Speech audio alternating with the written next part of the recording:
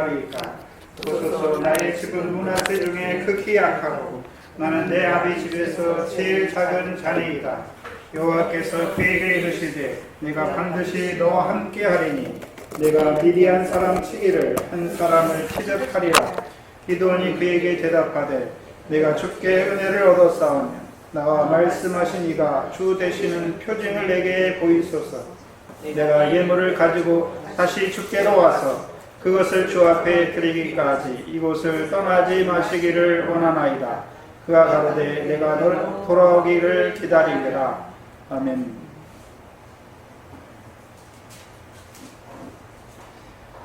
이 사사기의 말씀은 가나안 땅에 들어간 자들에게 이루시는 말씀입니다.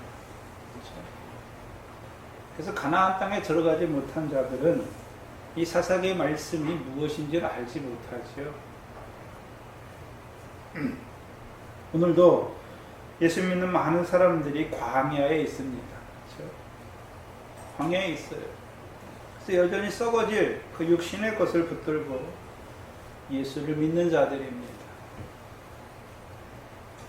그래서 그 광야에서의 그 구원이 얼마나 큰지, 그렇죠? 하나님 나라에 들어가는 것이 얼마나 큰지, 그리고 그 하나님 나라에 들어가는 것도 사람이 들어가는 것이 아니라 물과 성령으로 난 자만 하나님 나라에 들어가는 것을 보여주셨습니다. 이제 물과 성령으로 나서 그 하나님 나라에 들어간 자들의 싸움, 곧 육적 이스라엘에게는요, 그 가나안 땅을 이제 그들이 들어갔으니까 들어가는 것에서 그치는 것이 아니라 그 땅을 어떻게 하면 영원한 기업의 소유로 삼느냐 하는 것입니다. 특별히 하나님의 영적 이스라엘인 우리에게는요, 하나님 나라에 들어간 자들이 어떻게 믿음의 선한 싸움을 싸워가느냐, 곧 어떻게 그 영생을 취하는 자가 되느냐 하는 그 싸움을 우리에게 보여주고 있습니다. 14절에 보시면 여호와께서 그를 돌아보아 가라사대. 누구를 돌아보십니까? 누구를 돌아보십니까? 기드온 때에 많은 이스라엘 백성이 있습니다. 그렇죠? 근데 누구를 돌아보고 계십니까? 하나님께서. 기드온 한 사람입니다. 그럼 기드온은 어떤 자였습니까? 기드온이 어떤 자이기 때문에 하나님께서 그를 돌아보시고 있습니까? 그것을 봐야 되는 것이죠. 그러면 하나님께서 기드온만 돌아보시는 것이 아니라 오늘도 기드온과 같은 자를 하나님께서 뭐 하십니까? 돌아보시는 거예요. 그럼 기드온은 어떤 자였습니까? 기드온은 어떤 자였습니까? 먼저는 미를 타작하는 자였죠. 그 당시 이스라엘 백성들은 다 미디안의 손에 부침을 받아서 씨는 뿌렸지만 결실하지 못함으로 말미암아 토지 소산이 멸함을 받는 자였습니다. 특별히 이 미디안은 어떤 자입니까? 이스라엘의 대적입니다. 이스라엘로 하여금 그 가나안 땅을 영원한 기업의 소유로 얻지 못하게 하는 대적자, 다시 말하면 미혹자입니다. 그래서 우리가 미디안의 요소를 계속해서 살펴보았습니다. 미디안은 어떤 자입니까? 하나님이 주신 것 때문에 하나님을 떠나는 자들이지요. 그래서 우리도 하나님 나라에 들어갔잖아요. 그래서 우리에게 더하여 주신 것이 많잖아요. 그런데 그것 때문에 오히려 하나님을 저버릴 때가 많습니다. 그래서 우리가 지난 시간에 주일날 오전에 어떤 말씀을 우리에게 주셨습니까? 아비나 어미를, 아들이나 딸을 나보다 더 사랑하는 자는, 사랑하지 말라는 게 아니에요. 더 사랑하는 자는 내게 합당치 않다라고 말씀하신 것이죠. 우리가 미디안의 미혹에 넘어갔다고 하는 것은 하나님이 주신 것 때문에 마음이 거기에 치우치는 것이죠. 그래서 하나님보다 하나님이 주신 것을 더 사랑하는 자가 되는 것입니다. 특별히 미디안은 광야에서도 미혹하는 자들로 역사하고 가나안 땅에서도 미혹하는 자들입니다. 그래서 광야에서 역사하는 미디안은 어떤 미디안입니까? 내 능과 내 손의 힘으로 이 재물을 얻었다라고 하는 자들이에요. 요단 동편, 요단 서편에서는 가나안 땅은 재물 얻는 땅이 아니잖아요. 가나안 땅은 여호와의 명령을 지킴으로 말미암아 그 땅을 영원한 기업의 소유로 삼는 자들이지. 그러면 요단 서편에서의 미디안의 미혹은 무엇입니까? 내가 여호와의 명령을, 율법을, 율례와 규례를 지켜 행하였다고 하는 그 손이 되는 것입니다. 그래서 그것 때문에 오히려 하나님의 나라를 잃어버리는 자들이 되는 것이죠. 육신적으로는 풍부하지만 하나님 보실 때는요, 열매 없는 자들이 되어버린 것이죠. 그 가운데서도 많은 이스라엘의 대부분의 사람들이 미디안의 미혹을 받아서 치우쳤음에도 불구하고 기드온은 어떤 자입니까? 미를 타작하는 자입니다. 그리고 여호와께서 그에게 찾아오셨을 때 기드온이 뭘 하나님 앞에 내놓고 있습니까? 여러분은 오늘 하나님께서 여러분에게 딱 찾아오시면 여러분이 가장 바라는 게 무엇입니까? 네? 뭘까요?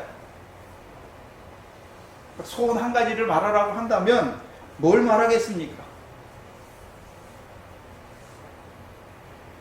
기드온은 뭐라고 대답합니까? 13절에 나의 주여 여호와께서 우리와 함께 계시면 어찌하여 이 모든 일이 우리에게 미쳤나이까?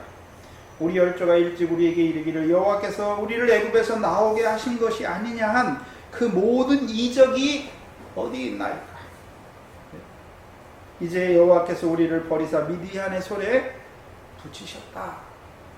미디안은 관심이, 중심이 자기 개인 한 사람만 잘 되는 것에 있는 것이 아니라 하나님의 백성을 바라보고 있는 것이죠. 그리고서 하나님 앞에 뭐라고 대답합니까? 여호와께서 우리를 애굽에서 인도하여 내신 모든 이적이 없다라고 말하는 것이죠. 또요, 여호와께서 우리를 미디안의 손에 파셨다라고 말하는 것이죠. 근데 우리가 기드온을 봐서 알듯이 기드온은 미디안의 손 아래 있습니까? 미디안의 손과는 전혀 여호와의 손 아래 있습니다. 여호와의 손 아래 있잖아요. 그렇지만 기드온은 뭘 보고 있습니까? 미디안의 손 아래서 열매 없는 사망 가운데 있는 그들을 바라보면서 하나님 앞에 그 중심으로 하나님 앞에 하나님의 백성을 보면서 간구하며 탄식하는 것이죠.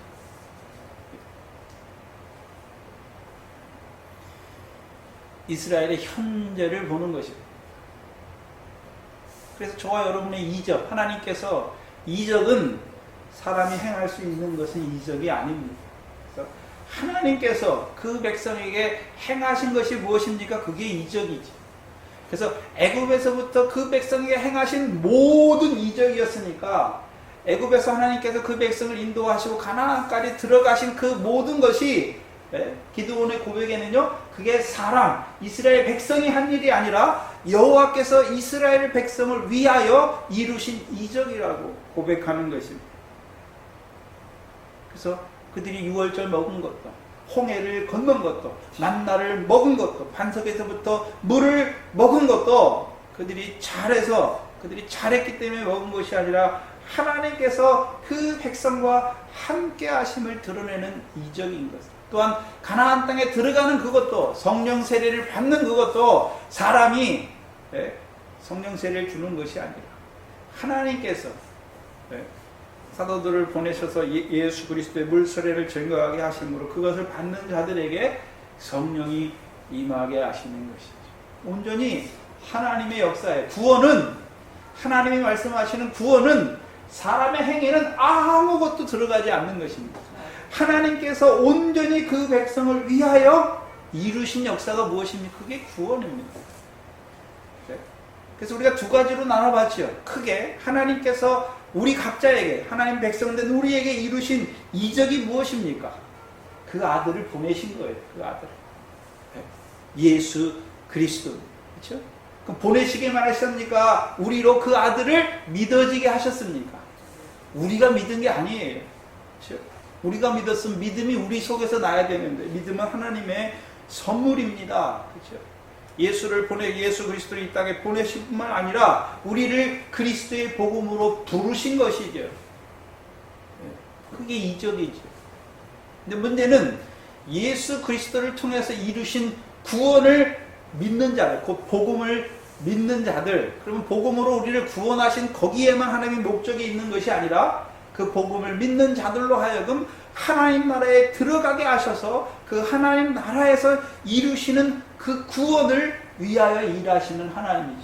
사사기는 특별히 이미 복음이 믿어졌어요. 그리고 가나안 땅에 들어간 그들에게 하나님께서 가나안 땅에 들어간 그들을 위하여 행하시는 이적을 말하는 것이죠.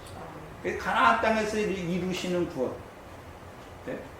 오늘 우리의 말로 성령 시대에 색한 하나님의 백성이 우리의 말로 말씀하면 하나님 나라에 들어간 자들의 구원에 대해서 말씀하는 것이죠.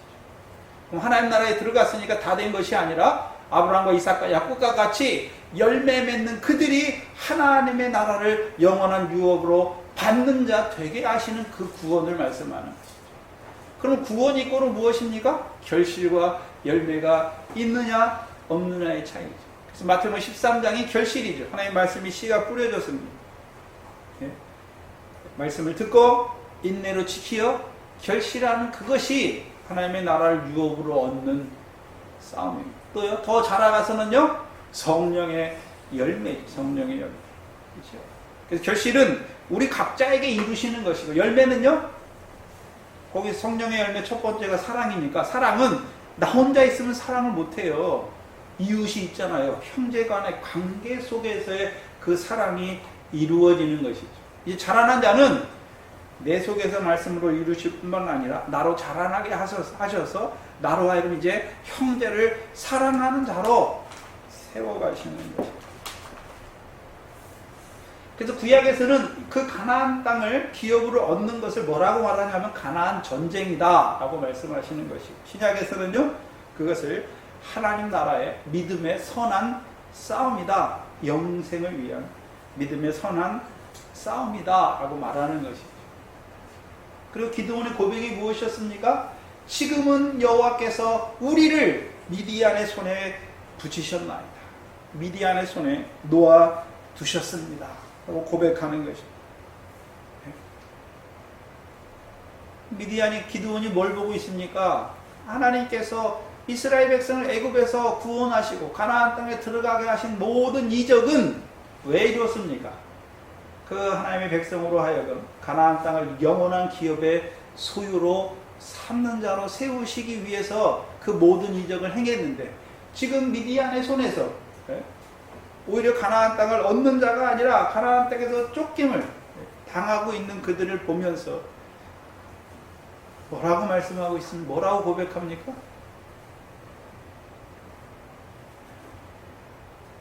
언제까지 그들이 미디안의 손에서 그 열매 없는 사망의 공고한 몸에서 그 자리에 있어야 될 것인지, 두실 것인지, 그를 하나님께서 돌아보시는 것입니다. 그를 돌아보시는 거예요. 그 여호와께서 왜 그를 돌아보십니까? 사도행전에 보면 하나님의 마음에 합한 자라고 말해요. 다윗을 만나서 내 마음에 합한 사람이다. 그래서 그를 통해서 하나님의 뜻을 이루시잖아요. 오늘 기드온 누구의 마음에 합한 자입니까?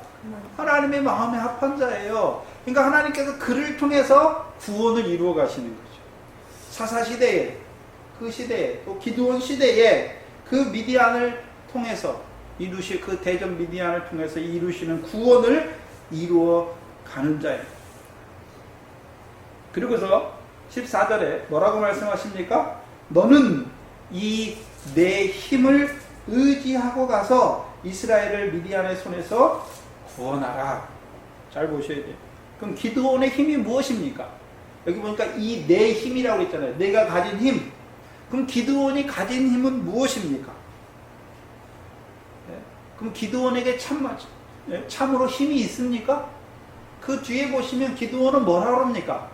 나의 집은 므낫세 족속 중에서도 작고 지극히 약하고 나는 내 아비 집에서도 제일 작은 자라고 말하는데 자기가 힘이 있다고 말합니까? 자기는 힘이 없다라고 말하고 있습니까?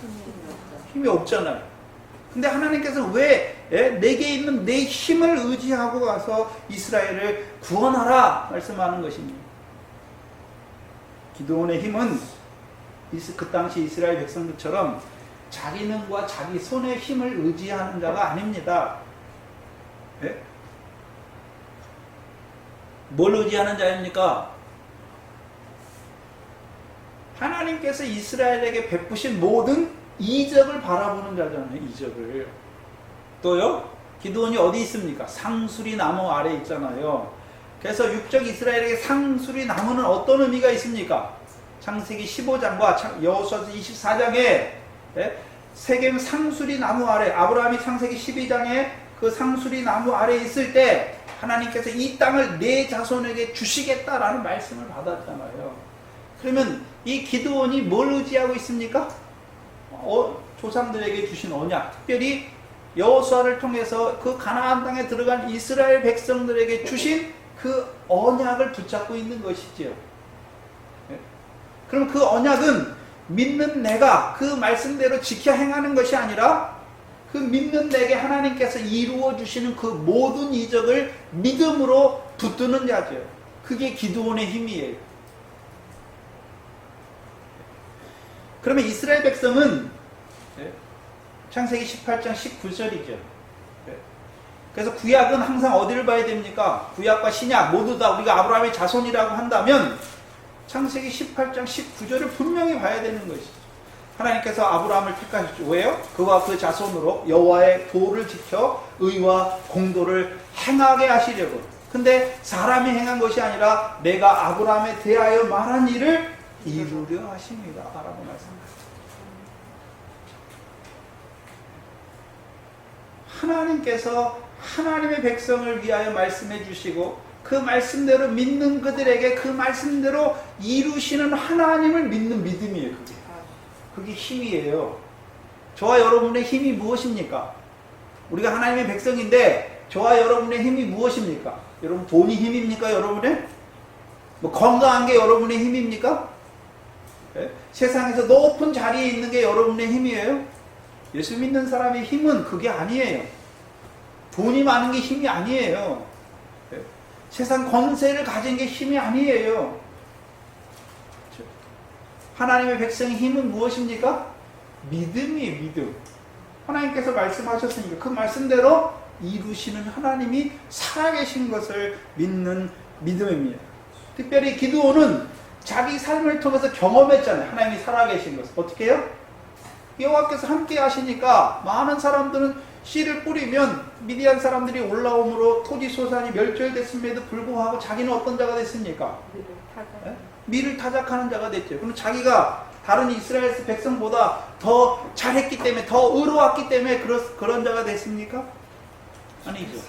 여호와께서 조상들에게 주신 명령을 믿음으로 붙드는 자. 그래서 그 명령을 청종하면 여호와께서 이른 비와 늦은 비를 주시고 그들의 땅에 소산으로 풍성케 하셨잖아요. 그럼 그것이 기드온 자기는 그것이 이루어졌잖아요. 여호와께서 자기에게 여호와 명령을 주셨고 그 명령을 청종하는 자기에게 하나님께서 이른 비와 늦은 비를 주셔서 미래 결실로 풍성하게 하신 그 구원을 경험하고 있잖아요. 가지고 있습니다. 그렇죠? 근데 문제는 기드온은 내가 하나님의 명령을 청종한 자가 아니죠. 여호와께서 함께 하셨으니까. 그래? 성령으로 말미암아 그 명령과 규례를 청종하는 자지요. 곧 가나안 땅을 영원한 기업의 소유로 삼게 하시는 하나님을 믿는 믿음이죠. 그럼 내게 이루셨어요. 그럼 내게만 이루십니까? 언약 백성에게는 그들에게도 하나님께서 이루시려고 그들을 언약의 자손으로 아브라함의 자손으로 세우셨고 가나안 땅에 들어가게 하신 것이 아닙니까? 그거예요. 저와 여러분이 붙드는 게 무엇입니까? 내가 하나님을 위해서 뭘 한 그걸 붙드는 것이 아니라 하나님의 하나님 되심을 붙드는 거죠. 왜요? 하나님께서 말씀하셨으니까, 예? 언약하셨으니까 언약하신 대로 하나님이 이루어 주셔야 될 것이 아닙니까? 그거 붙드는 거죠.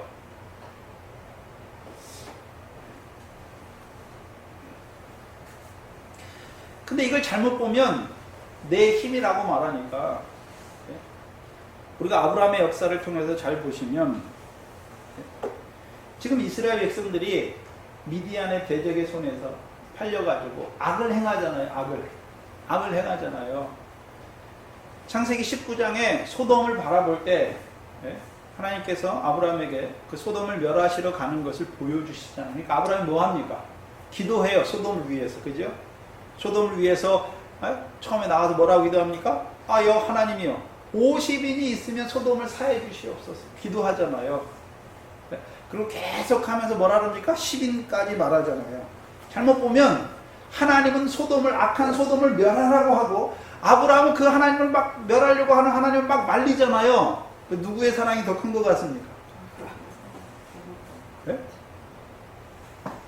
하나님이 이상한 것 같아요. 아브라함은 막 그 소돔이 멸하지 않기를, 의인 10인만 있으면 소돔이 멸하지 않기를 막 기도하는 것 같은데, 하나님은요, 어떻게 보면 막 하나님은 멸하시는 것 같고, 아브라함은 멸하시려는 하나님을 막 붙들고 이렇게 가나는, 네? 하나님이 나쁜 왕이고 아브라함은 착한 신하처럼 이렇게 아니잖아요. 네? 하나님은 죄인이 그 죄악 가운데서 죽는 것을 기뻐하지 않아요. 죄악에서 돌이켜 떠나서 사는 것을 기뻐하시잖아요. 그렇죠? 아브라함은 티끌이에요. 하나님 앞에 자기를 늘 티끌이라고 말하잖아요. 하나님은 죄인을 사랑하시잖아요. 그래서 죄인을 사랑하시는 그 하나님의 사랑을 티끌인 아브라함이 그 조금만큼 맛본 거예요. 하나님의 사랑을.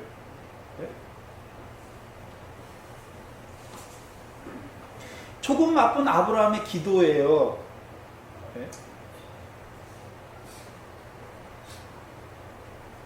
그럼 뭘 붙들고 있습니까?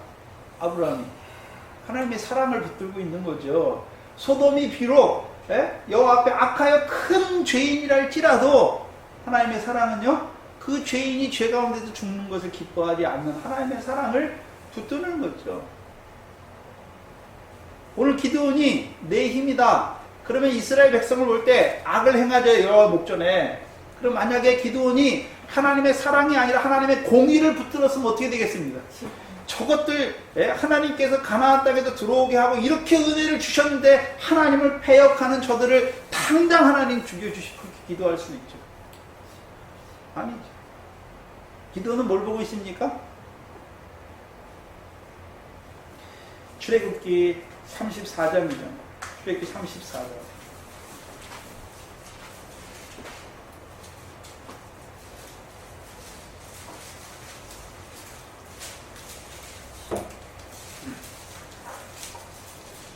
(34장) 5절에 보시면, 이 34장은 처음 돌판을 깨뜨린 다음에 이스라엘 백성이 돌판을 받으러 먼저는 십계명의 말씀을 주셨고, 그 말씀을 돌판에 새겨주시려고 모세를 호렙산으로 부르시죠. 근데 40일 동안 모세가 보이지 않으니까 이스라엘 백성이 밑에서 뭐합니까? 금송아지를 만들고 이것이 너희를 애굽에서 인도하여 낸 신이다, 부패하였죠. 방자에 행했죠. 그러니까 모세가 그걸 보고 어떻게 합니까? 분이 발해가지고 그걸 어떻게 합니까? 던져버리잖아요. 왜요? 너희는 이거 받을 만한 족속이 안 된다는 것이죠. 또 한 가지는요, 깊은 뜻은 무엇이냐면, 하나님의 말씀을 우리가 스스로 받아서 받을 수 없는 자예요. 받을 수 없는 자예요. 네? 받을 수 없는 자예요. 근데 모세를 통해서 5절에 보면 여호와께서 34장 5절 이하에 보시면 여호와께서 구름 가운데 강림하사 그와 함께 거기 서서 여호와의 이름을 반포하시잖아요. 그 여호와 이름이 무엇입니까? 6절에 여호와께서 그 앞으로 지나시며 반포하시되 여호와로라 여호와로라. 근데 어떤 여호와입니까? 자비롭고 은혜롭고 노하기를 더디하고 인자와 진실이 많은 하나님. 그러면 여호와께서 자비하시고 은혜로우시고 노하기를 더디하시고 인자와 진실이 많은 그 하나님이 누구를 통해서, 그 하나님은 어떤 하나님으로 나타났습니까? 십자가죠. 십자가. 예수 그리스도를 통해서 그 하나님의 자비와 은혜와 노하기를 더디하심이 드러난 거죠. 그래서 그것이 가장 잘 드러난 것이 이스라엘 백성에 법궤를 주셨잖아요. 법궤. 말씀을 주셨잖아요. 그 위에 뭘 뚜껑으로 덮었습니까? 속죄소. 죄를 속해 주시. 그래서 9절에 가로되 주여 내가 주께 은총을 입었거든 원컨대 주는 우리 중에 행하옵소서. 그러면 자기들은, 모세는 빠져 있는 것이 아니라 모세도 그 백성들과 함께 있는 거죠. 근데 자기들을 어떤 자라고 고백합니까? 우리는 목이 곧은 백성이다. 우리의 악과 죄를 사하시고 우리를 주의 기업으로 삼으소서. 이스라엘 백성이 하나님의 말씀을 잘 지키고 의롭기 때문에 주의 기업의 백성으로 삼으시는 것이 아니라 목이 곧은 자들이지만 그들과 함께 하셔서 어떻게 해요? 자비롭고 은혜로우시고 노하기를 더디하시고 인자와 진실이 많은 하나님께서 그들과 함께 하심으로 그들의 죄와 악을 사해 주셔서 그들을 주의 기업의 백성으로 삼으시는 것입니다. 그래서 여호와의 속성이 예수 그리스도를 통해서 우리에게 다 나타나는 거죠. 그래서 우리가 예수 그리스도 안에 있으면 우리는 죄와 허물밖에 짓지 못하는 자다. 그러나 여전히 우리를 자비하시고 긍휼을 베푸심으로 말미암아 우리로 하여금 은혜의 보좌 앞에 담대히 나아가게 하심으로 다시금 은혜를 주셔서 우리로 주의 기업의 백성을 삼으시는 것입니다. 잘 생각하셔야 돼요. 하나님의 백성인 우리가 하나님 앞에 바로 하기 때문에 우리를 사랑하시는 게 아니에요. 우리는 끊임없이 언약 백성이면서 불구하고 언약을요 버릴 때도 있고 그 언약의 말씀을 믿지 아니하고 내가 행한다고 할 때도 있고 그 언약에 비춰서 부정하고 불법을 행하지만 하나님께서는 우리를 버리지 아니하시고 끝까지 사랑하시는 그 사랑이죠. 그게 우리의 힘이에요. 그래서 우리의 구원은 사람에게 있는 게 아니에요. 하나님 대신, 하나님은 사랑이시잖아요. 그 사랑에 근거하기 때문에 우리의 구원이 흔들리지 아니하는 것이죠. 우리가 죄와 악이 많을지라도 하나님은요 죄인을 사랑하세요. 죄인을. 그래서 예수님께서 이 땅에 오셔서 뭐라 그럽니까? 내가 의인을 부르러 온 것이 아니라 죄인을 불러 회개시키러 왔다라고 말씀합니다. 근데 오늘날 한국교회는요 죄인에게 나타나는 그 하나님의 사랑이 증거되는 것이 아니라 부자에게 향해 있어요.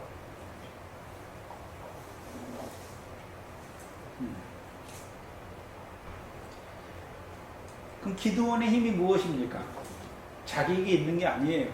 하나님 대신 언약을 신실하게 지키시는 하나님, 그 죄와 악을 행하는 그 백성과도 함께 하셔서 그들을 긍휼히 여기시고 그들의 죄와 악을 사하셔서 그들을 기억하는 주의 기업의 백성으로 세우시는 그 하나님을 믿는 믿음, 하나님의 사랑을 붙잡는 것이 그의 힘입니다. 저와 여러분의 힘이 무엇입니까? 여러분 한번 생각해 보세요. 다윗과 사울을 생각해 보시면 잘 생각해 보세요. 누가 죄가 더 큰 것 같습니까? 누가 죄가 더 클까요? 사울은 간음죄 안 했어요. 자기에게 충성하는 부하의 아내를 뺏고 아내를 죽이지 않았어요. 그렇죠? 근데 다윗은 어떻습니까? 간음죄에다가 그걸 덮기 위해서 살인죄까지 범했잖아요. 네?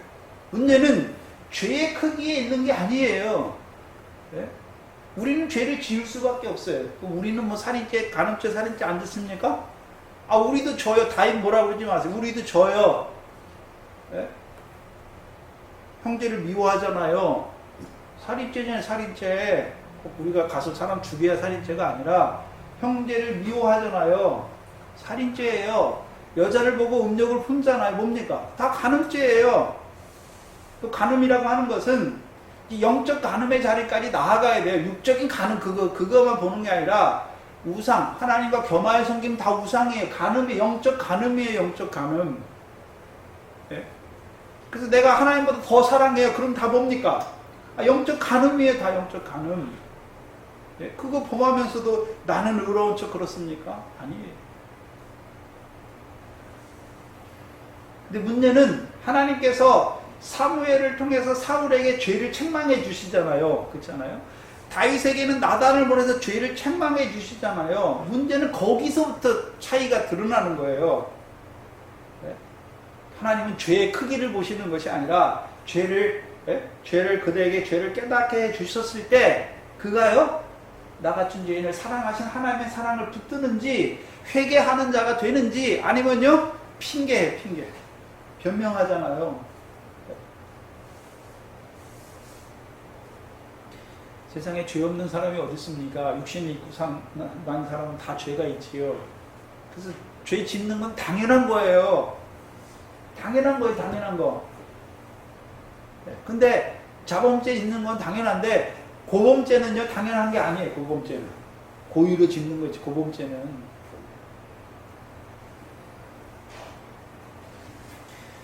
그래서 하나님은 우리 같으면 어떻겠습니까? 내가 너한테 이렇게 잘했는데 네가 나한테 이럴 수 있어? 단칼에 끊어버리잖아요. 그래서 여러분들 인간관계 속에서 끊어진 관계들 있지 않습니까? 다 생각해보면 그 사람 잘못한 거 하나도 없어요. 왜요? 내가 옹알이를 갖고 있어요. 왜요? 저 사람이 나한테 했다고 이렇게 보는 거예요. 근데 말로는요 만사를 하나님이 주장하신대요. 그러면 내가 하나님 백성인데 저 사람 괜히 왔습니까? 하나님께서 내게 붙였습니까? 붙였잖아요. 붙이신 거지. 그래서 관계가 끊어져 있으면 안 돼요. 그러면 그 관계가 끊어져 있다는 것은 그 부분에 대해서요 하나님과 화평하지 못해요. 분명해요 그것은.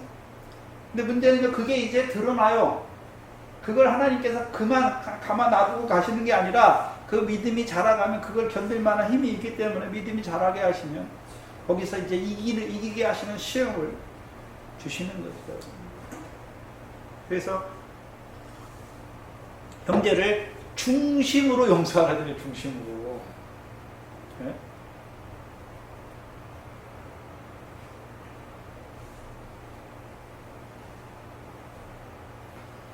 근데 그게 힘들죠. 우리가 인간이라는 관계 속에서 생각하니까 힘들어요. 아직도 육체의 소욕이 매여 있는 것이죠. 저 사람이 나에게 잘못한 거, 서운하게 한 거, 그게 늘 있어요. 근데 그걸 다스리면 되는데 알지 못했으니까 그런 것이다라고 딱 하면 넘어갈 수 있잖아요. 근데 가끔가다 넘어가지 못할 때가 있죠. 한 10번에 7번은 넘어가는데 한 3번 정도 못 넘어가면 어떻게 됩니까? 여기까지 차잖아요.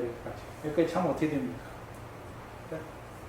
차고 딱 돌이키면요. 찾는데 딱 돌이키면 내가 또 악하게 행했구나. 그래서 그 사람이 괜히 있는 게 아니라 내가 악한 자라는 걸 보여주기 위해서 계속 하나님께 놔둬요. 근데 자라가면 원수를 사랑하는 자가 되면 되는데, 그렇죠? 원수를 사랑하는 자가 되면 되잖아요. 내가 하나님과 나의 관계를 보면 내가 얼마나 하나님의 원수입니까? 맨날 죄를 졌잖아요. 악을 행하잖아요. 거기다가 고범죄까지 더하잖아요. 죄의 싹은 사망에 당장 죽어야 되잖아요. 네? 근데 하나님께서 어떻게 하십니까? 당장 죽이십니까? 아니잖아요. 다시금 죽으신 예수님의 피를 다시금 참으로 그 고통을 통해서 그 피를 우리에게 다시금 성령의 핏부림을 더하여 주시는 거예요. 우리는 그걸 안 받은 것처럼 하잖아요. 안 받은 것처럼. 우리가 1만 달란트 빚진 자, 빚을 탕감받았는데 100대를 빚진 자 그 목을 잡는 것처럼 우리가 그렇단 말이에요. 형제의 목을 잡는 거죠.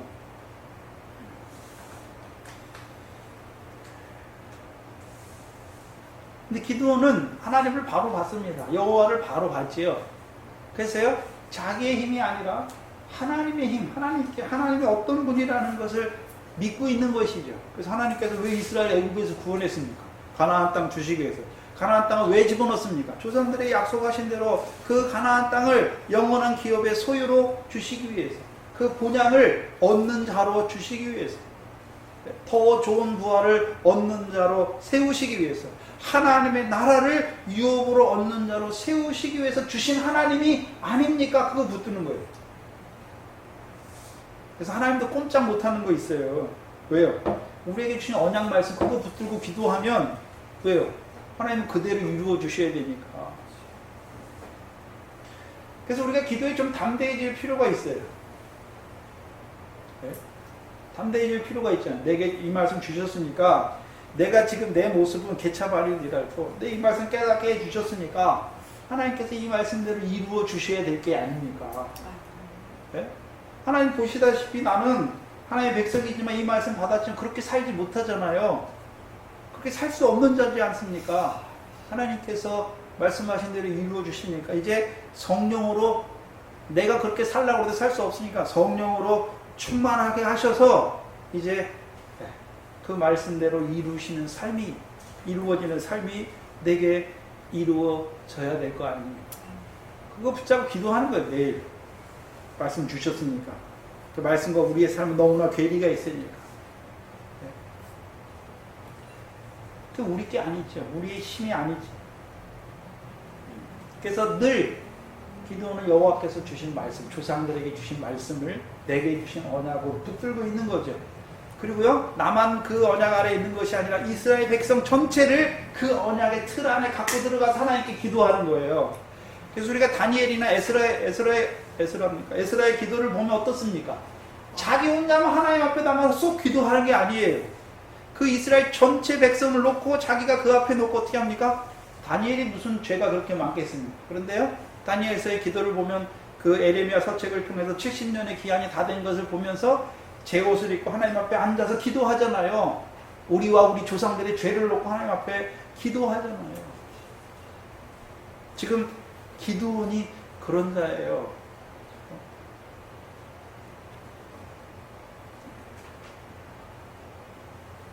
그러면 이 내 힘을 의지하고 가서 이스라엘을 미디안의 손에서 구원하라. 그러면 이스라엘을 미디안의 손에서의 구원은 무엇입니까? 결실을 맺는 자. 기도원과 같이 미래 결실을 맺는 자. 그럼 결실만 맺으면 됩니까? 이제 타작하는 자가 돼야 됩니까? 타작하는 자가 돼야. 그래서 타작은 어디서 합니까? 타작 마당에서 하죠. 타작 마당에서 하잖아요. 그래서 룻기서에 보면 룻이 베들레헴에 돌아올 때 타작 때가 됐잖아요. 타작. 보리 타작. 보리 추수 때가 됐잖아요. 그래서 룻이 가서 보리밭에 가서 일하잖아요. 일하고 나서 이제 그 곡식단을 다 묶어가지고 이제 신부의 자리, 그 보아스와 결혼할 땐 어디로 갑니까? 노젓가리, 그 곡식단을 다 모아서 한 곳에 쌓잖아요. 이제 뭐가 시작됩니까? 타작 마당이 시작되는 거죠. 그래서 주께서 마태복음 3장에 세례 요한을 통해서 뭐라 했습니까? 주께서 손에 키를 들고 사람의 타작 마당이 아니라 자기 타작 마당을 정하게 하사 말씀하시죠. 그래서 알고군요. 참고해 드리고 축정이는 꺼지지 않는 불에 던져 넣으시는 거죠. 그래서 타작 마당에 다윗이 아라우나의 타작 마당이 있잖아요. 거기에 솔로몬의 성전이 세워지잖아요. 그러면 우리의 타작 마당은 어디입니까? 타작 마당이 뭐냐 하면 성전이 지어지는 거예요. 영광이 어떻게 됩니까? 우리가 주 안에서 함께 성전으로 지어져 가잖아요. 결실과 열매가 뭡니까? 그게 결실과 열매는 그냥 보리에서 결실과 열매만 아니라 그것이 이제 타작되어서 어디에 들어갑니까? 알곡은 창고에 들어가잖아요. 우리의 보화를 하늘에 쌓잖아요. 그럼 뭐가 되는 것입니까? 상과 영광이 하나하나 있는 자가 되는 거죠. 예비되는 자가 되는 것이죠. 반대로요, 쭉정이가 되면 어떻습니까? 꺼지지 않는 불이 그때만 가서 타는 것이 아니라 지금 이루어지는 것이죠.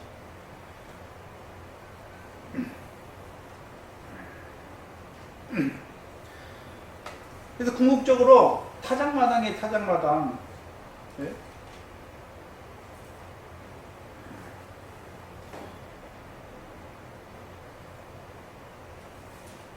그래서 주의 타작마당이에요. 그래서 마지막 타작마당 뭡니까? 키를 드셔야 돼요. 키 들면 뭐가 일어납니까? 여러분 키 들고 뭐 하죠? 지금은 키를 많이 사용하지 않지만 키에다가 다 곡식 떨어가서 다 키에 놓잖아요. 그 바람을 일면 어떻게 됩니까? 쭉정이는 다 날아가고 알곡만 그 키에 남잖아요. 알곡만. 그쵸? 알곡만 남잖아요. 그래서 알곡을 어떻게 합니까? 모아가지고 창고에 들이잖아요. 맞지요? 네? 그러면 키질 하잖아요. 키질을 할 때 잘 보셔야 되는데 키질 왜 합니까? 쭉정이가 날아가요. 쭉정이랑 섞여 있으면 안 돼. 쭉정이가 다 어떻게 돼야 됩니까? 키질은 자 우리의 키질은 뭐냐면요.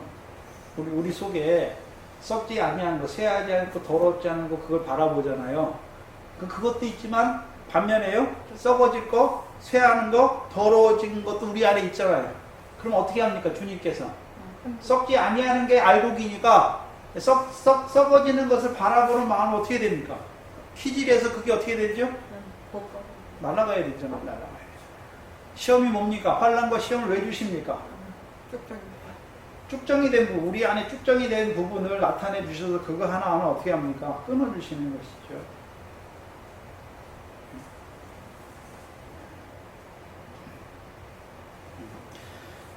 그래서 베드로를 통해서 마태복음 16장에 16장입니까? 뒤에 넘어가야 되겠네. 그 십자가를 놓고 베드로에게 뭐라고 말씀하십니까? 사단이 밀가부르듯 하려고 너를 청구하였으나 내가 이미 너를 위해서 믿음이 떨어지지 않기를 기도하였다라고 말씀했잖아요. 그럼 사단은 뭐 하는 자입니까?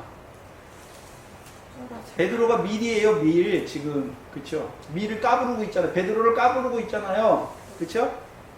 베드로를 사단을 통해서 베드로를 까불어요. 키질하는 거는 키질의 도구는 뭡니까? 사단이에요. 사단. 거짓된 자, 악한 자, 대적을 통해서 뭐 합니까? 지금 미디안이 대적이잖아요. 그래서 이스라엘을 미디안을 통해서 키질하는 거예요. 지금 키질하는 거. 왜요? 이스라엘 속에 있는 미디안의 요소를 끊어주는 거잖아요. 그러니까 키질한다고 하는 것은 자, 밀을 까부르는 거잖아요. 왜 밀을 까부릅니까?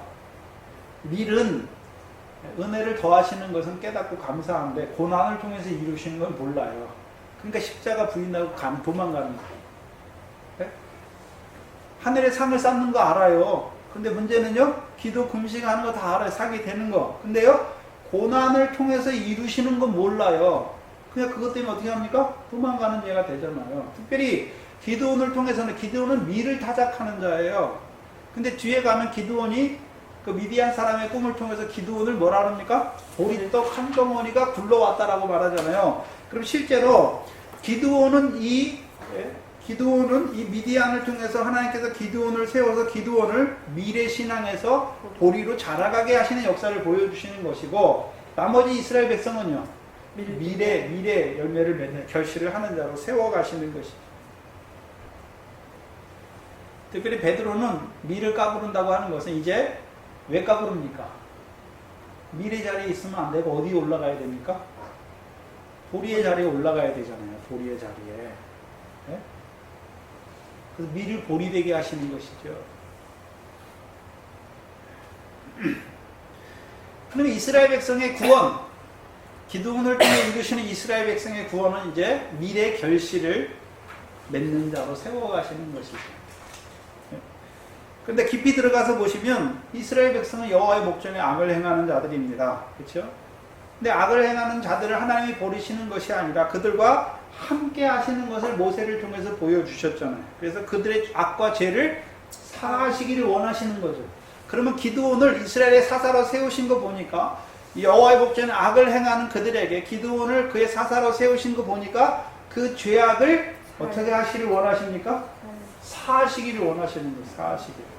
큰 의미에서는 이스라엘을 미디안의 손에서 구원한다는 것은 이제 미래 결실을 맺는 자가 되게 하시는 걸 말하지만, 그걸 구체적으로 들어가서 보면 이스라엘이 여호와의 목전에 악을 행하잖아요. 그럼 악을 행하는데 여호와께서 그들과 함께 하신다는 의미는 무엇입니까? 그들의 죄악을 사해 주시기를 원하시는 거죠. 근데 문제는 내가 죄악을 고백도 안 했는데 사해 줍니까? 내가 죄악이 뭔지도 모르는데 사해 줍니까? 아니죠. 우리가 요한일서 1장 9절 10절 보면 만일 우리가 우리 죄를 자백하면 저는 믿고 의로우사 우리를 사하시며 우리 죄를 사하시며 모든 불의에서 우리를 깨끗게 하실 것이요. 만일 우리가 범죄하지 아니하였다면 하나님을 거짓말하는 자로 만드는 것이다. 죄악은 누가 사함받습니까? 자기 죄를 깨닫고 하나님 앞에 나가서 죄를 자백하는 자를 사해 주시는 거예요. 자백하는 자를. 그러면 이 기드온을 세우신 목적이 무엇입니까? 여호와의 목전에 악을 행하는 이스라엘의 악이 무엇인지를 드러내 주어서 그들로 상하고 통해하는 심령으로 여호와 앞에 가서 자기의 악을, 죄와 악을 자백하는 자로 세우시는 거잖아요. 자백하는 자.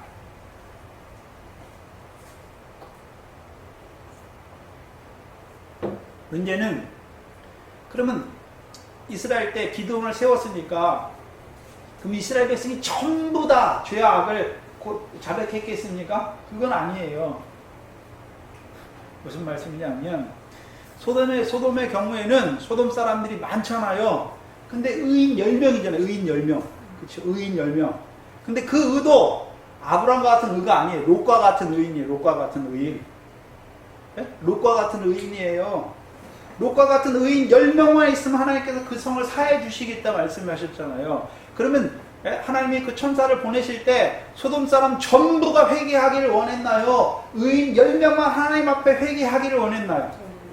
10명이잖아요. 그럼 기드온 때에도 기드온을 통해서 하나님이 이스라엘 백성 다 구원하시는 것이 아니라 자기 죄를 기드온을 통해서 선포되는 그 말씀을 깨닫고 자기들의 악이 무엇인지를 자백하는 자들만 뭐한 받습니까? 죄사함을 받고 그들의 죄를 사해 주시고 그들의 불의를 깨끗게 하시는 하나님이신 걸 봐야 되는 거죠.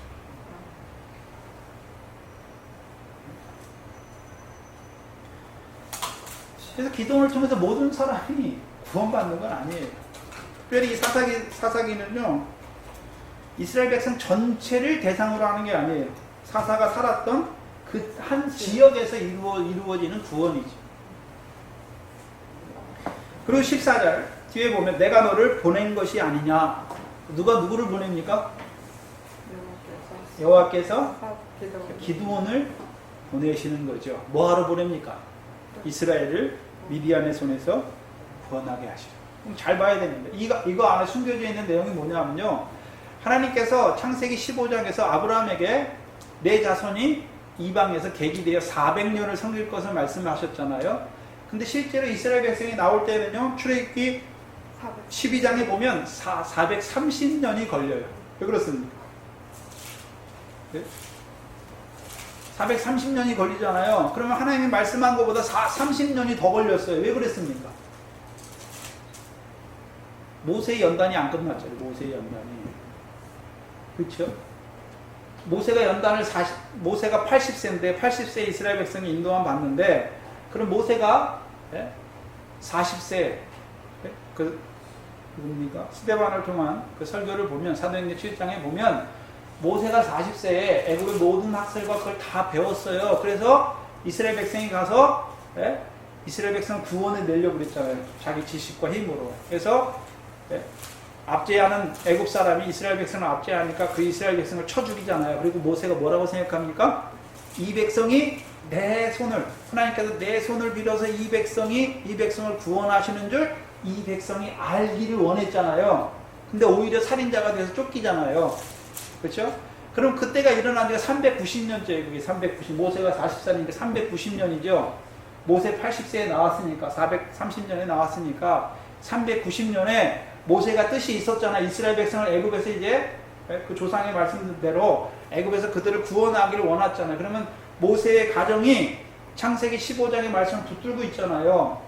400년이 차면 하나님께서 이 백성을 애굽에서 인도해 내실 것을 붙들고 있잖아요. 그 중에 이제 모세가 나는 거예요.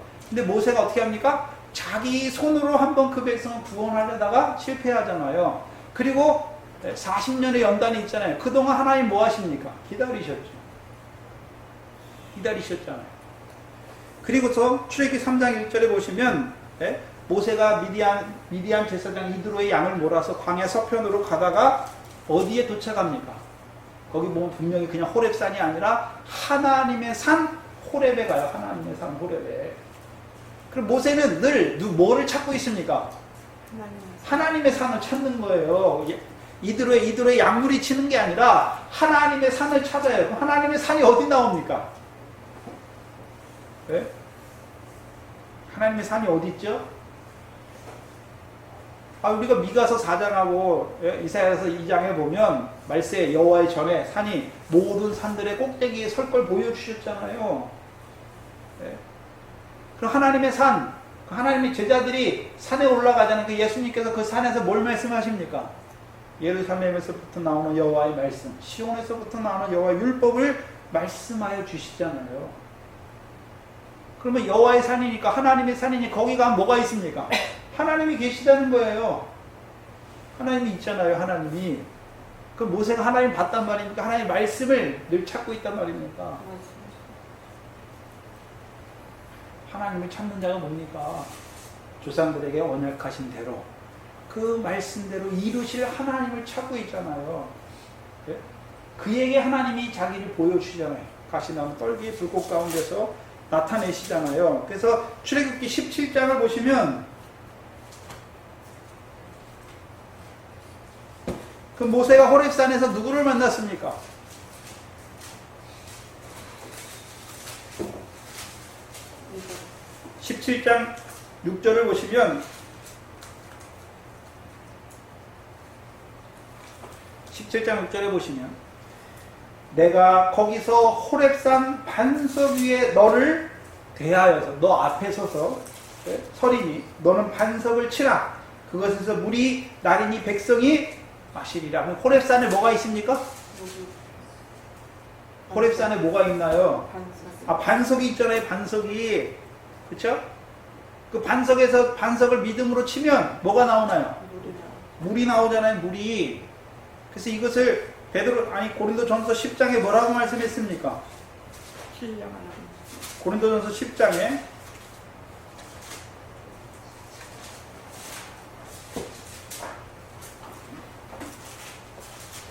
고린도전서 10장 1절로 4절에 보시면 형제들아 너희가 알지 못하기를 내가 원치 아니하노니 우리 조상들이 다 구름 아래에 있고 바다 가운데로 지나며 모세에게 속하여 다 구름과 바다에서 뭐를 받았다고요? 세례를 받았다. 그럼 홍해를 건넌 게 뭘 받았다고 말합니까?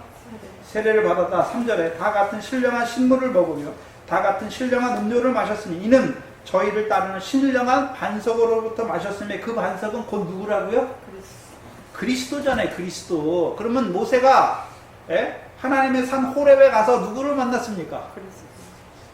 그리스도잖아요. 그리스도. 그래서 히브리서 11장에 보면 모세는요 애굽의 모든 재물과 보화보다도 그리스도를 위하여 받는 능욕을 더 좋은 재물로 여겼다 말씀했습니다. 그럼 모세 나머지 백성들은 깨닫는 마음과 보는 눈을 안 줬으니까 그게 그냥 반석이었지만 모세의 눈에는 그게 뭡니까? 반석인 그리스도잖아요. 그리스도. 그래서 모세를 통해서 광야가 뭡니까? 예수가 그리스도가 믿어지게 하는 거예요. 그 물이 무엇입니까? 그리스도를 증거하는 물이에요. 네? 그래서 요한복음 4장에 보면 내가 주는 물을 먹는 자는 그 속에서부터 영원하도록 생수가 영원한 샘물이 되리라 말씀하셨잖아요. 누가 믿어진 자요? 그리스도. 그래서 요한복음 4장에 예수님께서 자기를 그리스도라고 말씀했잖아요. 그럼 그 여자 속에 뭐가 닦여졌습니까? 반석이 닦여졌잖아요. 그래서 반석이 닦아지기 전에는 그냥 야곱의 우물을 먹었어요. 구약의 교훈을 먹었어요. 근데 그리스도가 딱 닦아지니까 신령한 식물로 먹는 거예요. 문자 그대로의 하나님 말씀이 아니라 이제 신령한 양식으로 먹게 되는 거죠. 그래서 구약을 읽을 때 모세의 글을 읽을 때 수건이 그 얼굴을 덮는 것이 아니라 수건이 주의 영으로 말미암아 수건이 벗겨지니까 구약의 말씀도 예수 믿음 세상 복이 아니라 하나님의 백성에게 하나님께서 어떻게 애굽에 있는 그들을 인도하여 내시고 그들에게 그 조상들에게 주신 땅을 어떻게 주셔서 그들로 하나님의 백성 거룩한 백성이 되게 하시는 역사를 보는 자가 되는 것이죠. 그럼 왜 모세여야 되고 왜 기드온이어야 됩니까? 하나님을 찾는 자들이잖아요. 하나님을 찾는 자들.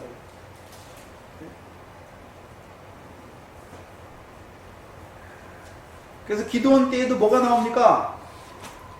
반석이 나와요. 반석이. 네?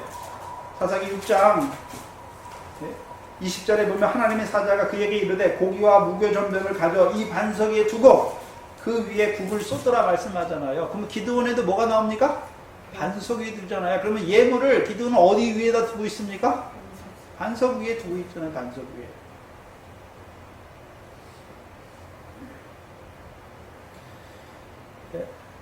왜 기도원입니까? 상수리 나무에서 미래의 포도주 타작을 하고 있던 기도원이잖아요. 그러면 여호와께서 내가 너를 보낸 것이 아니냐 말씀하셨잖아요. 모세에게도 똑같이 나와요. 내가 너를 바로에게 보낸다라고 말씀하시잖아요. 근데 왜 30년이나 더 걸립니까? 보낼 자를 찾으시는 거예요. 보낼 자를, 보낼 만한 자를. 그러면 거꾸로 뒤집어 보면 기드온도 밀을 포도주 틀에 타작하니까 여호와의 사자가 나타나잖아요.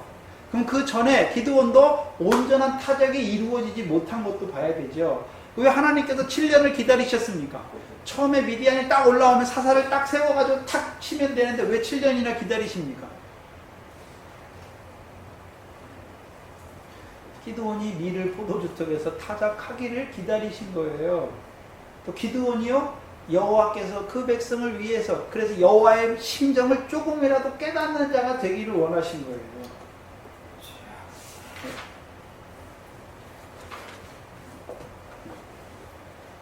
오늘 우리를 하나님께서 보내시기를 원하시죠. 세상에 소금과 빛으로 보내시기를 원합니다. 근데 문제는요, 내가 안 돼 있으면 하나님이 기다리셔야 돼요. 말씀은 이미 주셨잖아요. 근데 안 됐어요. 그러면 하나님이 기다리시는 거예요. 언제까지요? 말씀을 통해서 우리 깨닫게 주신 것을 이제 내가 그 믿음까지 자라가서 결실하는 자가 될 때까지 하나님께서 기다리시는 것입니다. 15절에 내가 너를 보낸 것이 아니냐 말하니까 기드온이 뭐라고 말합니까? 그에게 대답하되 주여 내가 무엇으로 이스라엘을 구원하리까? 그러면 내게 있는 것으로는 구원할 수 있단 말입니까? 없단 말입니까? 자기 속에는, 자기에게는 아무것도 구원할 수가 없는 거죠. 만약에 기드온이 이때에 알겠습니다, 내가 가서 구원하겠습니다, 그러면 어떻게 되는 것입니까? 40세의 모세가 되는 거예요. 40세의 모세가.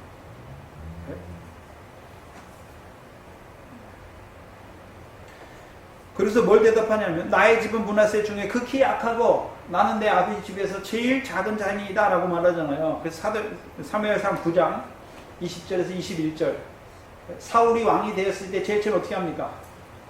우리 집은 므낫세 베냐민 집단에서도 가장 낮은 자라는 걸 겸손하잖아요. 겸손. 그래서 사무엘상 15장 17절에 사무엘이 가로되 왕이 스스로 작게 여길 그때에 이스라엘의 지파의 머리가 되지 아니하셨나이다.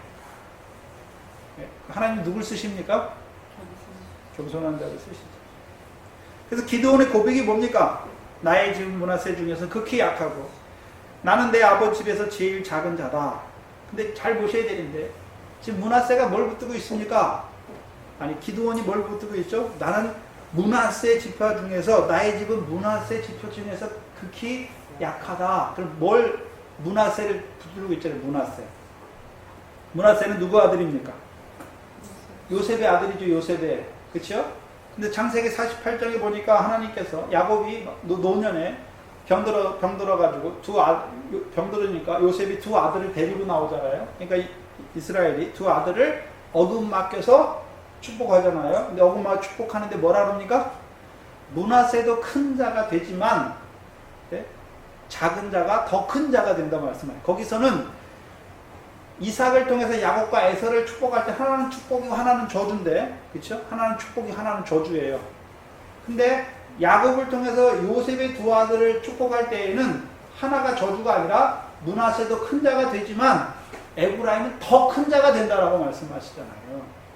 그럼 큰 자가 어디에서 큰 자를 말씀하십니까? 요셉은 요셉의 꿈이잖아요. 두 꿈, 곡식단의 꿈이잖아요. 그럼 어디서 큰 자입니까? 하늘에서 큰 자예요. 하늘에서 큰 자. 하늘에서 큰 자. 그러면 므낫세는 뭐고요? 지금 이 기드온을 통해서 미래 곡식을 내는 자잖아. 미래 결실을 하는 자. 그러면 베냐민은 어떤 자가 돼야 됩니까? 보리의 결실이죠. 보리의 결실. 근데 에브라임의 역사를 보면 하나님께서 크게 하신 그것 때문에 패역한 자가 돼요. 항상. 네? 그래서 다른 지파보다 자기를 우월시하잖아요. 원래요? 하나님이 높게 세워주시면 어떻게 됩니까? 마태복음 20장에 보면 네? 그 세베대의 어머니가 나와서 네? 나의 두 아들을 하나는 주의 나라에서 하나는 보좌 우편에 하나는 좌편에 말씀하잖아요. 예수님께서 거기 마지막 절에 뭐가 나옵니까? 너희 중에 크고자 하는 자는 으뜸이 되고자 하는 종이 되어야 되고 크고자 하는 자는 섬기는 자가 되어야 된다라고 말씀하시잖아요. 근데 에브라임의 사사기에 나오는 에브라임이나 이스라엘 그 분열왕국 시대 북이스라엘의 에브라임을 보면 어떤 자가 됩니까? 섬기는 자가 아니라 다스리는 자를 항상 다스리는 자. 그래서 잔치의 상석을 차지하는 자가 되잖아요. 그것 때문에 결국 망하는 자가 되죠.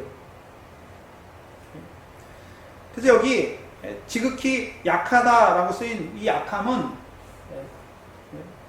빈곤의 의미가 아니라 결핍에서 약한 거예요. 결핍의 의미로 약하다는 뜻을 쓴 거죠. 그러면 분명히 보니까 므낫세 지파인데 그러면 지금 기드온은 미래 결실을 하고 있잖아요. 그럼 므낫세 지파 다 어디 갔습니까? 다 미래 결실을 해야 되는데 없잖아요.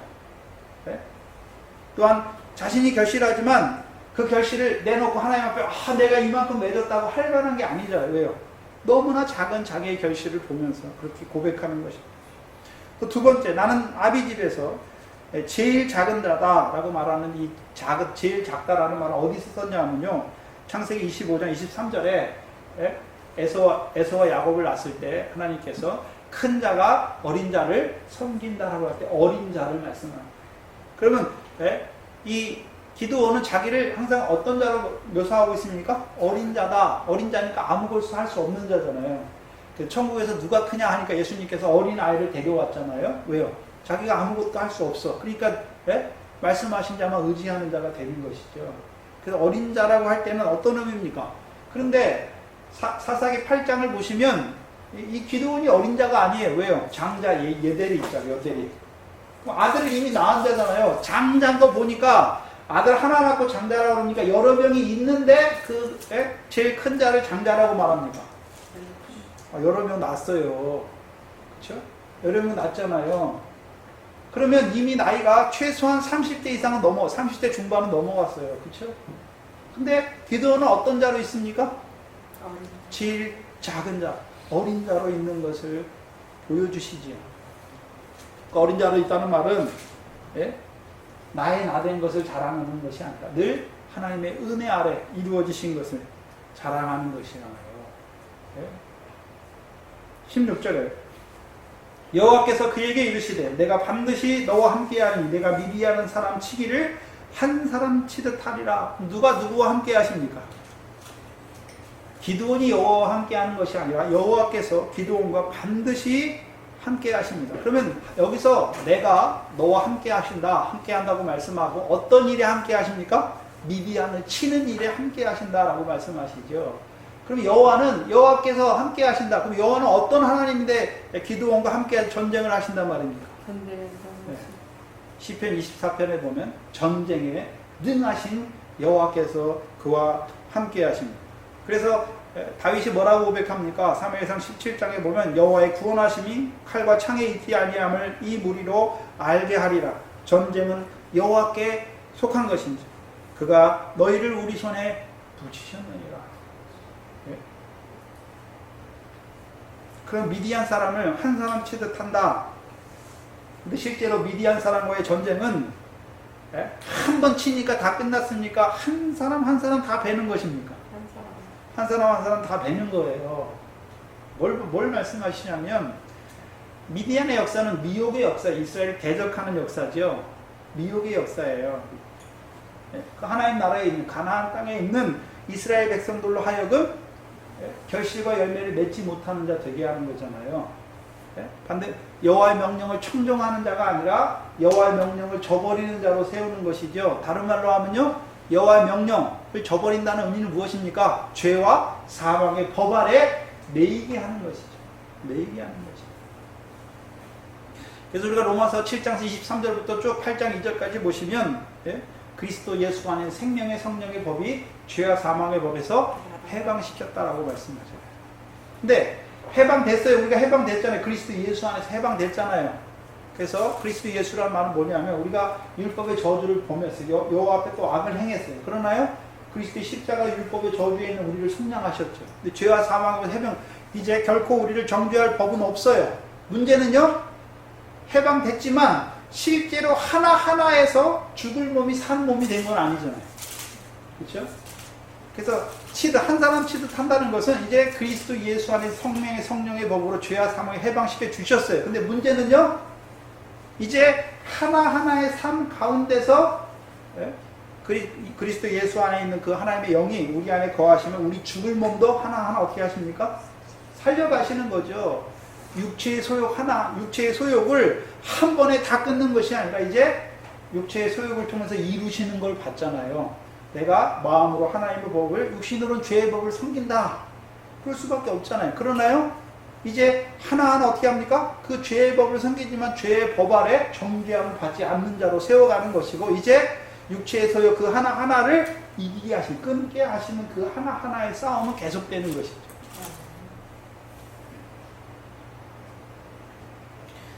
또 미디안의 교훈은 하나님의 은혜로 이루신 것을 자기의 능과 자기 손의 힘으로 바꾸는 자들이 있잖아요. 그래서 미디안은 특별히 그럼 어떻게 그 미디안과 싸움에서 한 사람 치듯하지만 그 세미한 싸움에서, 구체적인 싸움에서 어떻게 이겨가게 하시나. 미디안은 어디에서 올라온 자들입니까? 창세기 23장에 보니까 동방으로 갔잖아요. 동국으로. 동방 곧 동국으로 갔. 제물을 받으니까 동방 곧 동국으로 갔잖아요. 근데 동방 사람 중에 가장 큰 자가 누굽니까? 욥이잖아요. 욥. 그래서 욥이 어떤 자기 순전을 지키잖아요. 자기 순전을 지켜요. 욥이. 그래서 욥기서 29장에 보면 거기 쭉 보시면 자기 순전을 어떻게 지켜가는지 욥이 쭉 보여주잖아요. 자기 손의 힘을 의지해서 고아도 돕고 뭐도 하고 뭐도 하잖아요. 근데 하나님이 어떻게 하십니까? 사단을 들어서 욥의 몸을 치니까 욥이 제 가운데서 기와로 자기 몸을 긁고 있잖아요. 만약에 자기가 했다면 하나님이 치셔서 제 가운데서도 자기가 해야 돼요. 근데 할 수 없어요. 그렇죠? 하나님께서 자기 능과 자기 손의 힘을 의지하는 자들을 그 동방에 미디안의 대적을 받는 자들을 하나님이 어디에 붙이십니까? 쳐가지고 제 가운데 놓는 거예요. 제 가운데 놓으니까 내가 할 수 있습니까? 없습니까? 없어요. 욥이. 하나님께서 우리를 그 자리에 넣으신단 말이에요. 물론 욥과 같이 큰 것은 아니지만 우리가 미디안의 미혹을 받아서 내 손의 힘과 내 손의 능을 의지할 때에는 하나님이 어떤 자리에 넣습니까? 치셔가지고 제 가운데 넣으세요. 제 가운데 넣는다는 말은 내가 의롭다고 생각할 때, 내가 누구보다 잘한다고 생각할 때 하나님 어떻게 합니까? 죄 가운데 떨어뜨려요. 허물 가운데 떨어뜨려요. 그러니까 그 죄 아래, 허물 아래 있은 거 보니까 그때 그 죄를 딱 깨닫게 되면, 내 속에 허물을 딱 보게 되면 내가 잘했나요? 하나님의 은혜로 다 이루어진 것으로 고백하게 되나요? 그래서 그 자리가 어떤 자입니까? 머리카락 하나라도 희거나 검게 할 수 없는 자리에 앉으시는 거예요. 내가 티끌임을 고백하는 자리, 내가 죽은 개와 벼룩과 같은, 내가 지렁이와 같은 자임을 고백하는 자리에 하나님이 세우신단 말이에요. 그게 하나님이 지키시는 거예요. 우리를 눈동자같이 우리를 지키시는데 어떻게 지키십니까? 내 속에 나의 힘과 나의 능을 의지할 때 그게 탁 들어오면 우리는 교만해서 계속 그렇게 가요. 근데 하나님께서요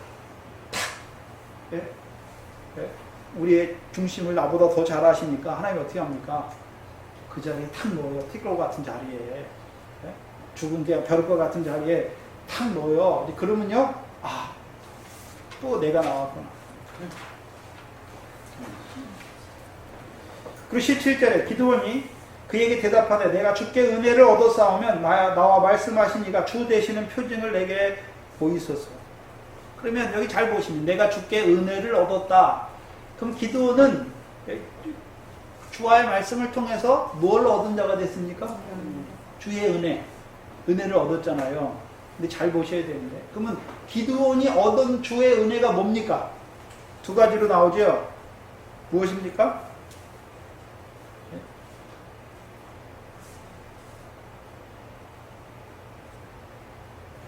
네? 기드온이 얻은 은혜 두 가지잖아요. 내 힘을 의지하고 와서 이스라엘을 미디안의 손에서 구원하라. 그게 은혜잖아요. 왜요? 기드온이 뭘 바랬습니까? 이스라엘의 구원을 바랬잖아요. 열매 없는 사망 가운데 있는, 미디안으로 말하면 열매 없는 사망 가운데 있는 그들을 안타까워하면서 간구하고 탄식하는 자였잖아요. 그러면 간구하고 탄식하는 그에게 하나님께서 나타나셔서 그에게 말씀하셨잖아요. 이 내 힘을 의지하고 가서 이스라엘을 미디안의 손에서 구원하라. 그럼 그게 기드온에게 뭡니까? 은혜잖아요, 은혜. 네? 왜 은혜입니까? 은혜라고 할 때에는 받을 만한 자격이 있어서 주시는 게 은혜가 아니죠. 대가가 주시는 게 은혜가 아니에요. 할 수 없는 자에게, 받을 수 없는 자에게 주시는 게 은혜잖아요. 그래서 이스라엘 백성을 보면 여호와의 목전에 악을 행하니까 그들이 다시 뭘 해서 돌이킬 수 없잖아요. 그래서 은혜가 먼저 있는 거예요. 그들이 돌이키기 때문에 하나님이 그들을 다시 세우는 것이 아니라 그들에게 은혜가 있으니까 그들이 돌이킬 힘이 생기는 것이에요.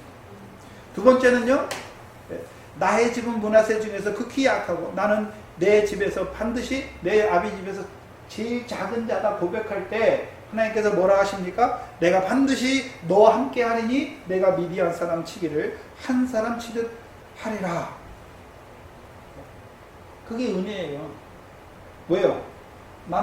내는 내 아비 집에서 가장 작아요. 제일 작아요. 할 수 있습니까? 없습니까? 없잖아요. 없는 너에게 내가 반드시 전쟁에 능한 여호와인 내가 너와 반드시 함께하여서 한 사람 치듯이 미디안을 치겠다. 그게 미디안이 받은 은혜예요. 문제는 은혜를 받은 기드온이 가서 하는 일이 뭡니까?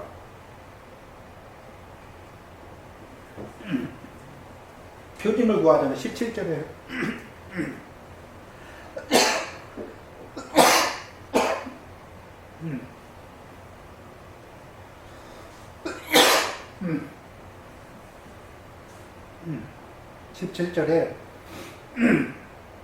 내가 주께 은혜를 얻었사오면 나와 말씀하시는 이가 주 되시는 표징을 내게 잘 보셔야 됩니다. 은혜를 받은 기드온이 구하는 게 뭡니까? 표징이에요, 표징. 그쵸? 그럼 하나님의 말씀을 못 믿겠다는 말입니까? 아니죠. 은혜를 얻었다고 말했잖아요. 만약에 하나님의 말씀을 믿지 못해서 표징을 구해, 하나님이 이렇게 하시면 내가 진짜 하나님 말씀 믿겠다라고 말하는 게 아니잖아요. 이미 은혜를 얻었다고 고백했으니까. 근데 이 표징은 무엇과 연결되어 있습니까? 말씀. 예? 예물과 연결되어 있어요. 예물과. 다음 시간에 나오는 예물이잖아요. 예? 표징을 왜 구합니까? 예물을 연락하는 거예요. 예물을 드리기 위한 표징이잖아요. 그래서 성경에 말하는 이 표징은 오토인데요.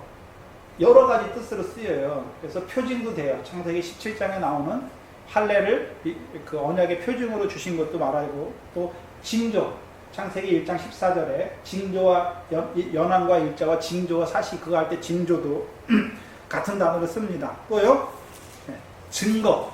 그래서 창세기 9장에 보면 무지개를 주시잖아요. 그래서 언약의 증거로, 증표로 주는 거예요, 무지개를. 그렇죠? 그래서 여기서 말하는 표징은 창세기 9장에 말하는 증거입니다, 증거. 증거를 구하죠. 근데 여기서 말하는 이제 예물이 나오는데 18절에 내가 예물을 가지고 다시 주께로 와서 그것을 주 앞에 드리기까지 이곳을 떠나지 마시기를 원하나이다. 그러면 여기서 말하는 표징이 뭡니까? 내가 예물을 가지고 오겠다. 가지고 올 때까지 주께서 여기 계시기를 바라는 거잖아요. 그리고 그 예물을 받으시기를 원하시는 거죠. 그렇죠? 그래서 이스라엘 백성은 예물을 하나님께 드려요. 여기 쓰인 예물이 히브리어로 미나인데요. 예?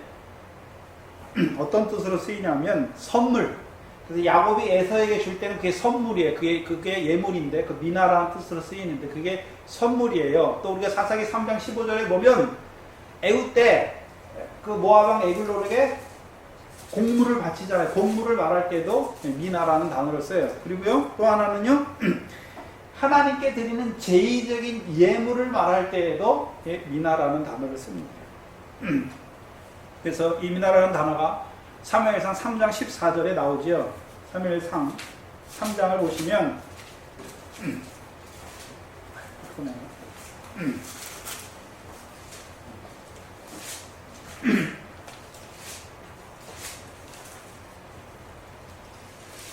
13절부터 보시면 내가 그 집을 엘리 집을 영영토록 심판하겠다고 그에게 이른 것은 그의 아는 죄악을 인함이니 이는 그가 자기의 아들들이 저주를 자청하되 금하지 아니하였습니다. 그러므로 내가 엘리 집에 대하여 맹세하기를 엘리 집의 죄악은 재물이나 예물로나 영영이 속함을 얻지 못하리라 하였노라. 그럼 여기서 재물과 예물은 뭘 위한 재물과 예물로 쓰입니까? 네? 14절에 재물이나 예물로 뭘 얻을 수 있습니까? 속함을, 속함을 얻을 수 있는 거잖아요. 네? 죄가 속함을 얻을 수 있는 거잖아요. 그럼 기드온이 예물을 드리기까지 기다리란 말은 이스라엘, 자기 죄가 아니라 자기를 비롯해서 이스라엘 백성이 여호와의 목전에 악을 행하는 그 죄악을, 속함을 받을 수 있는 예물을 가져오겠다. 하나님께서 우리를 미디안의 손에서 구원하시려면 뭐가 먼저 이스라엘 백성이 자기의 죄를 깨닫고 죄악을 깨닫고 그 죄악이 사함을 받아야 되잖아요. 그래서 기드온이 구하는 게 뭡니까? 예물을 연락하는 것을 구하는 거예요. 다른 것이 아니라.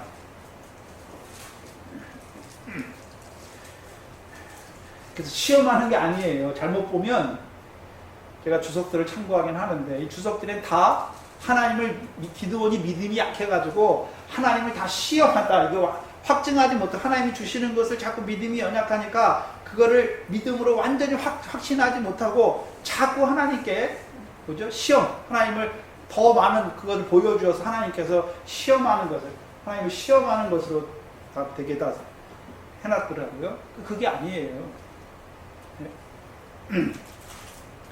예물이죠, 예물. 그래서 이스라엘 백성의 죄, 하나님께서 이 백성을 구원하신다면 이 백성의 죄가 뭔지 먼저 깨닫게 해서 그 죄악에서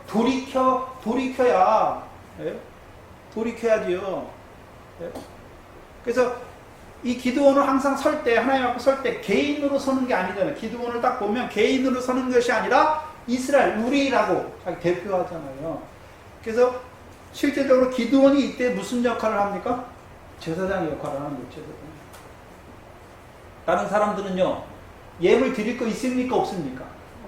없어요. 여기 기드온이 가져오는 예물을 보면 염소 새끼하고 곡식 가루, 세수한가요? 19절에 보면 염소 새끼 하나를 준비하고 가루 한 에바로 무교전병을 만들고 가루 한 에바는 한 22리터가 되는 거예요. 곡식 찌은 거. 그러면 이 사람들은 가루는 여기서 밀의 가루를 말하는 거예요. 밀의 가루를 맷돌에 갈아가지고 볼게 소재를 드릴 때 드리는 예물을 말하는데 22리터예요. 22리터면 엄청 커요. 그것을 떡을 하면 굉장히 많이 먹어요. 아는 사람들이. 그렇죠? 근데 그것을 가지고 하나님 앞에 나오잖아요. 예물을 가지고. 근데 나머지 이스라엘 백성은 다 뺏겼잖아요. 씨를 뿌릴 때 결실도 없어요. 미디안 사람들 때문에. 또 그들의 양이나 소나 나귀를 그 사람들이 다 멸해버렸잖아요. 그러니까 하나님 앞에 드릴 게 없어요. 그렇죠? 근데 기드온은 가지고 있잖아요. 그러니까 기드온이 가지고 와서 뭐 합니까? 예물을 드리는 거예요. 예물을.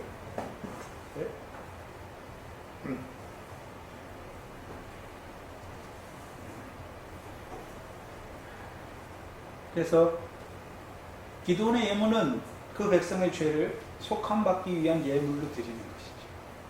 그래서 다니엘도 그 에레미야를 통한 서책을 통한 70년이 다음을 깨닫고 자기 조상들의 죄를 가지고 자기 조상과 자기 백성의 죄를 가지고 하나님 앞에 어떻게 합니까? 죄를 고백하면서 나아가잖아요. 죄를 고백하면서 나아가잖아요. 잘못 보면 이 기도원이 하나님을 의심해서 그건 아니. 여호와께서 베푸신 은혜를 아니까 여호와께서 내게 베푸신 은혜를 알잖아요. 기드온에게 주신 두 가지 은혜 보니까 그 은혜에 합당치 못하게 살고 있는 자기와 이스라엘 백성의 죄를 보면서 하나님 앞에 나아가는 것이죠. 하나님께서 그 백성을 사랑하시는데 죄가 없으니까 사랑하는 것이 아니라 죄 가운데 있는 그들을 하나님이 사랑하시지요. 기드온이 뭘 제일 먼저 깨닫습니까? 죄인을 사랑하시. 하나님의 백성이지만 여전히 죄를 짓는 그들까지도 사랑하시는 하나님의 사랑을 깨닫는 것. 그게 기드온의 힘입니다. 저와 여러분의 힘이 뭡니까? 우리가 죄가 없으니까 하나님 우리를 사랑하시는 것이 아니라 나 같은 죄인을 끝까지 사랑하시는 그 사랑. 그리스도를 통한 하나님이 우리에 대한 자기의 사랑의 확증. 그것이 우리가 붙들 수 있는 것입니다. 우리가 잘하기 때문에 하나님 나라를 유업으로 얻는 것이 아니라 우리가 죄인임에도 불구하고 그리스도를 통하여 여전히 우리를 나 같은 죄인을 사랑하시는 그 은혜와 또한요 진리로 충만케 하시는 그 역사로 말미암아 우리가 유업을 얻는 자가 되는 것입니다. 기도하겠습니다. 하나님 감사합니다. 오늘도 우리를 그 하나님 나라의 백성으로 우리 앞에 있는 그 믿음의 선한 싸움을 이 사사기 기도원을 통하여 우리에게 나타내 주시니 감사합니다. 지금까지 말씀으로 우리를 아브라함의 씨여 또한 다윗의 자손으로 그 가나안 땅을 영원한 유업으로 얻을 자로 우리를 세워 주셨음에도 불구하고 아버지 하나님 우리에게 주신 말씀이 많음에도 불구하고 여전히 결실이 되지 못함으로 아직도 하나님 말씀으로 불러주셨지만 그 열매 없는 사망의 공고한 몸 가운데 있는 우리를 불쌍히 여겨 주시옵소서. 늘 그 죄와 사망의 몸 아래 있지만 하나님께서 여전히 우리를 사랑하심으로 이제 그리스도 예수 안에서 베푸시는 그 구속의 은혜로 말미암아 결코 정죄함이 없는 자로 세워주시고 이제 생명의 성령의 법으로 말미암아 죄와 사망의 법에서 해방시켜 주실 뿐만 아니라 우리의 삶을 통해서 우리의 육체의 소욕 하나하나를 그 성령으로 말미암아 깨닫게 하시고 이제 나 같은 죄인을 사랑하시는 그 사랑 안에서 그 사랑의 불이 우리 안에 붙어서 그 육체의 소욕 하나하나를 끊게 하시고 불태우게 하시는 아버지 하나님 감사합니다. 오늘도 그 사랑의 하나님을 바라보는 저희들 되게 하여 주시옵소서. 우리의 무엇이 아니라 우리에게 오늘도 커져 주시는 바 그 은혜와 그 사랑으로 말미암아 나아가는 탐대히 하나님 앞에 나아가는 저희들 되게 하여 주시옵소서. 감사하며 예수님의 이름으로 기도하옵나이다. 아멘. 247장